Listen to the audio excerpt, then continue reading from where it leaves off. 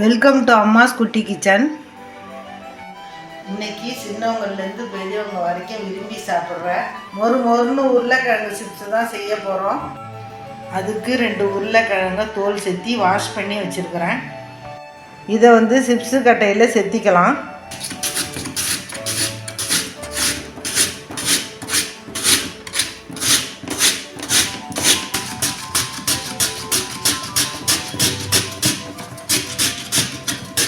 பாருங்கள், ரவுண்டாக செத்தி எடுத்தாச்சு.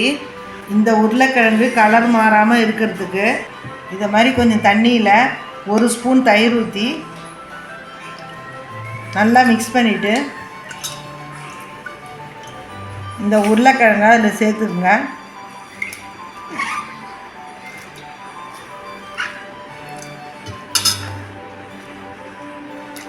இதை நல்லா மிக்ஸ் பண்ணிக்கணும். இதை அலசி ஃபில்டர் பண்ணி எடுத்துக்கோங்க. உள்ள ஈரப்பதமெல்லாம் போகிறதுக்கு இந்த மாதிரி துணியில் 5 நிமிஷத்துக்கு உலர விட்டுருங்க. வீட்டுக்குள்ளே ஃபேன் காற்றுலேயே உலர விட்டுடலாம்.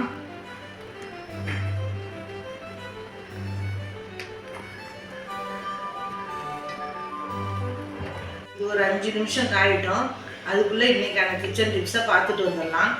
மிக்ஸி மூடி லூஸாக இருந்துச்சுன்னா ஒரு ரப்பர் பேண்ட் எடுத்து மூடியில் இந்த மாதிரி சுற்றி விட்டுருங்க.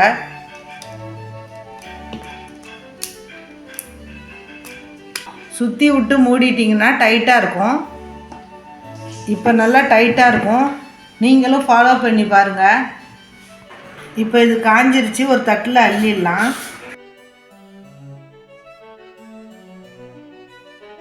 அடுத்தது ஸ்டவ் ஆன் பண்ணி ஒரு கடாயில் பொரிக்கிறதுக்கு தேவையான எண்ணெயை வச்சுக்கோங்க. எண்ணெய் சூடாகிட்டு இருக்கும்போதே ஒரு கிண்ணத்தில் 2 ஸ்பூன் உப்பு போட்டு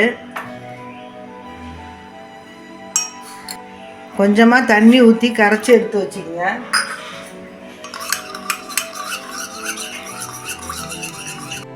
எண்ணெய் சூடாகிடுச்சு. அடுப்பை லோ ஃப்ளேமில் வச்சுட்டு உருளைக்கிழங்கு எடுத்து எண்ணெயில் போட்டுக்குங்க.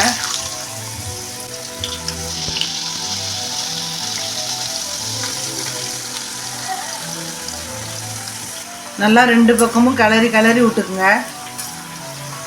குழந்தைங்க விரும்பி சாப்பிட்றதுனால இதை மாதிரி நீங்கள் செஞ்சு வச்சிட்டிங்கன்னா ஸ்நாக்ஸ் பாக்ஸ்லாம் கொடுத்து அனுப்பலாம்.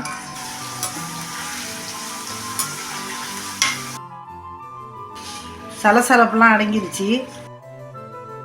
இதை மாதிரி எடுத்துட்டு 2 நிமிஷம் ஹோல்டு பண்ணிவிட்டு திரும்பவும் எண்ணெயில் போட்டு எடுத்திங்கன்னா மொறுன்னு இருக்கும்.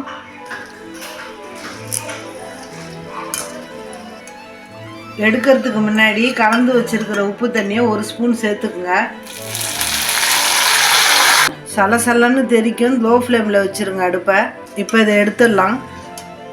உப்பை எண்ணெயிலே போட்டால் தான் சிப்ஸில் உப்பு ஏறி நல்லாயிருக்கும்.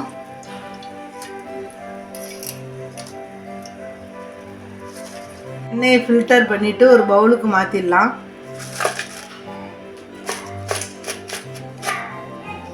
மிச்சத்தையும் போட்டு எடுத்துக்கலாம்.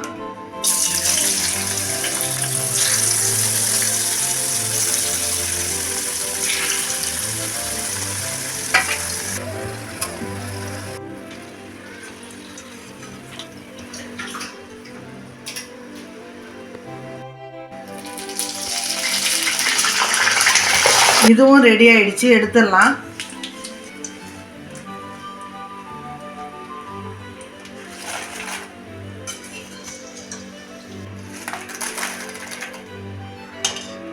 இதில் கொஞ்சமாக மிளகாத்தூள் போட்டு குலுக்கி விட்டுடுங்க.